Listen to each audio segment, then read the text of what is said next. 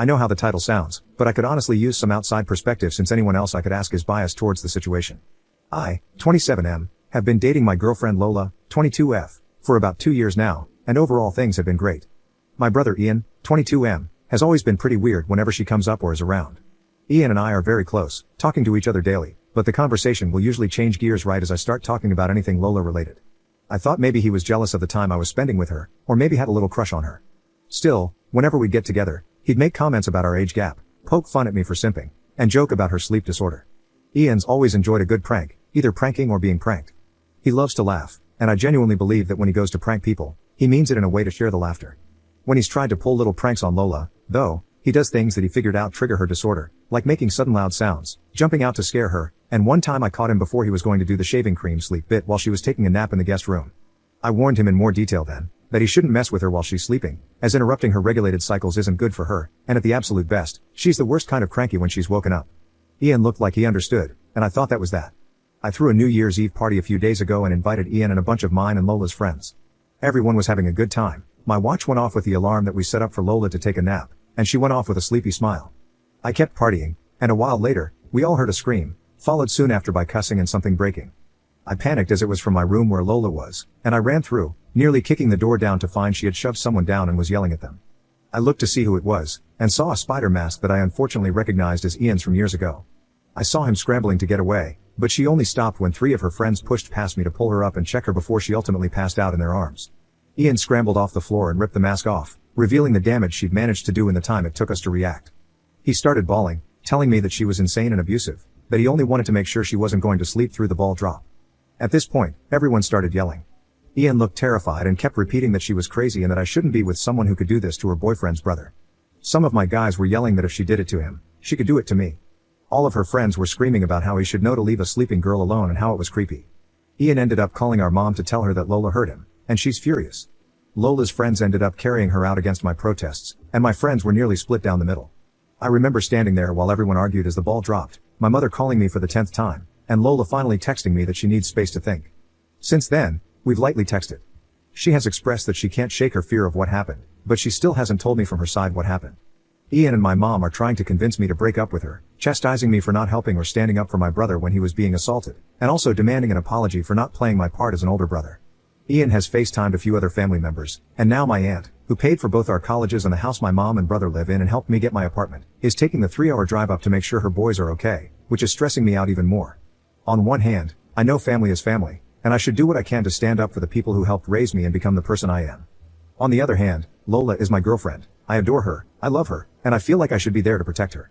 I don't want to push her boundaries, but not talking to her is a different kind of hurt. Ian is convinced that he was doing a well-intentioned prank and was wrongfully punished for wanting to make sure everyone was enjoying themselves. I don't know if I believe that, but I've known Ian for 22 years. Growing up, we were inseparable. I don't want to doubt him just because love may be blinding me. How do I approach the situation with Lola? How can I convince my family that Lola isn't a threat? She's honestly the sweetest and most caring person. She just can't be woken up, and part of me feels like she was pushed to that point. Update 1. In short, while many of you advised I wait for Lola to tell me her side before I confront my family, they all came over to my apartment yesterday morning while I was writing out a list of questions for them. I was supposed to go over the night before, but I texted them saying I needed time and if we could meet later today. However, they obviously didn't like that and showed up unannounced. The fighting started almost immediately, and I initially was thrown off by them being there, but I matched the energy and started yelling back at them for their predatory and enabling behavior of Ian, and how I couldn't believe they'd side with him over this. My aunt got in my face about disrespect, while my mom cried and my brother cussed me out. Still, I pointed at my computer and yelled back at them that if they genuinely believed Lola was the problem, then they were victim-blaming idiots that I wanted nothing more to do with.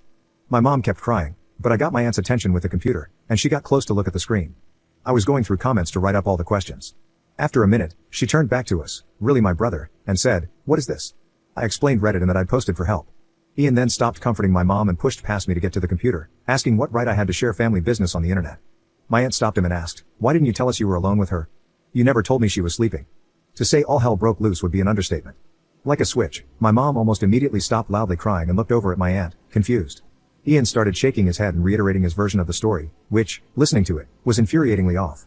I had figured out that not only did he tell mom and our extended family a version of the story in which Lola was all too violent with him when he jumped from behind a door to give her a little spook, but he left out the details that put him in any bad light. I started yelling again, calling him a liar, but he started crying and called me a liar who was just trying to lie for my girlfriend. At the sight of my brother crying, my mom pleaded with us to stop, my aunt scrolling more on the screen. It felt like both a minute and forever that we were yelling in each other's faces about how the night went, how I felt he always used his tears to get his way, him yelling at me about how ungrateful I always was, etc. Unfortunately, I forgot where we were and didn't keep the volume down at all, and some time later there was a knock at the door. I didn't know who it could be. Some dumb part hoped it was Lola, though I knew it wasn't. It was 2 officers, answering to a noise complaint from one of the neighbors. Feeling stupid, I plainly explained that no one was hurt, and we were having a heated argument, but that no one was in danger. I did let them look around and talk to my mom and brother, but my aunt spoke up when it looked like they were just going to give us a warning.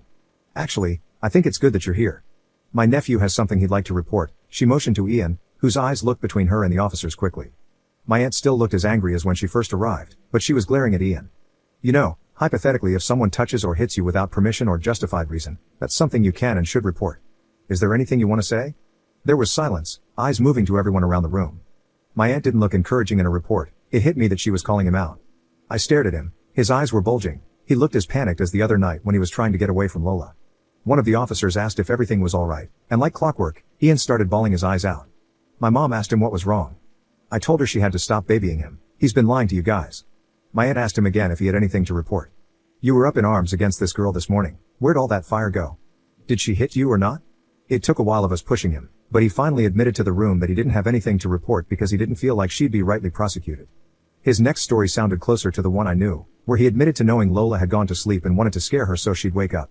He couldn't get any of our friends to agree to the prank, so he did it himself. He said he started making sounds against the wall the bed was against, and then got close to scream in her face. He said she woke up and surprised him because he thought the stress and panic would cause her to scream or hide, but she went for his throat instead. He described his beating to everyone in the room, some of whom I saw had the officers look at each other, then back at him. Then that's when I pushed the door in, and the rest of his story is what I was there for. I'm sure if the police weren't there, I would have hit him. I know I would have. My mom started crying even more when he said she was sleeping, a fact that changed his entire story, and my aunt chewed him out. Everyone scolded him for his stupidity and deceptive behavior, while the officers explained that it sounded like if what he said was true, Lola acted in self-defense, and that not only was what he did juvenile, but one of the officers asked my mom's permission to question him more as his behavior was concerning, and they wanted to make sure he wasn't a danger to himself or others. My aunt and I told the cops he was 22 at the same time, an adult, and they didn't need her permission. Upon hearing his age, one of the officers sat down with him and asked him to talk through his thought process, and the other officer explained to my mom and aunt that Lola could press charges given Ian's story. My aunt still looked mad while my mom cried about being confused and over her baby. My mom literally looked at me and said she didn't understand how her baby could do this. I already knew I was deep in the BS of this family, but I realized that I couldn't grow in the earth that poisoned me, and I needed to get away if I was actually going to get better and stay better. My mom kept fussing with my aunt and another uncle on the phone, crying over the drama while I texted a friend of mine who lives across the city, asking if I could stay with him. I was feeling overwhelmed with all of them, and didn't want to be within a few minutes of the source of the problem. I also wanted to give myself space to think and understand with a clear head. I'm typing this in between breaks of me packing. My aunt saw me in my room doing this, but she didn't stop me. She only asked me if I'd spoken to Lola about this, and I told her I haven't yet, but I had plans to later on. She told me she was sorry for believing my brother without listening to any other account and that she hopes Lola is okay. So then it was just me in the apartment. The cops left after taking a statement from my brother and me. My mom left with my brother, still crying, my brother calling me a prick, the world's worst brother, and my aunt gave me a hug, apologizing again for how she and her sister acted, and told me that I don't owe her anything, but that she'd like to know that Lola's okay. With everyone gone, I went to my friend's house, and I'll be there until further notice. As far as Lola, yes, I did meet with her yesterday. She brought a friend with her, and we all sat and talked. I showed them both the Reddit post, and Lola has asked that I not share any more information about her until she feels ready herself. She's on Reddit for gaming and general scrolling fairly often and let me know that if she came across this story without me having told her, she would have been mad. She did, however, read a lot of the commenters worried about her and wanted me to express to you all that, while upset, hurt, and with mixed up emotions, she is overall okay. She did break up with me, and when I told her about the police telling us that she could press charges, her friend laughed and told me that they were more than aware. She thanked everyone for their concern and told me she really hopes we both learn from this.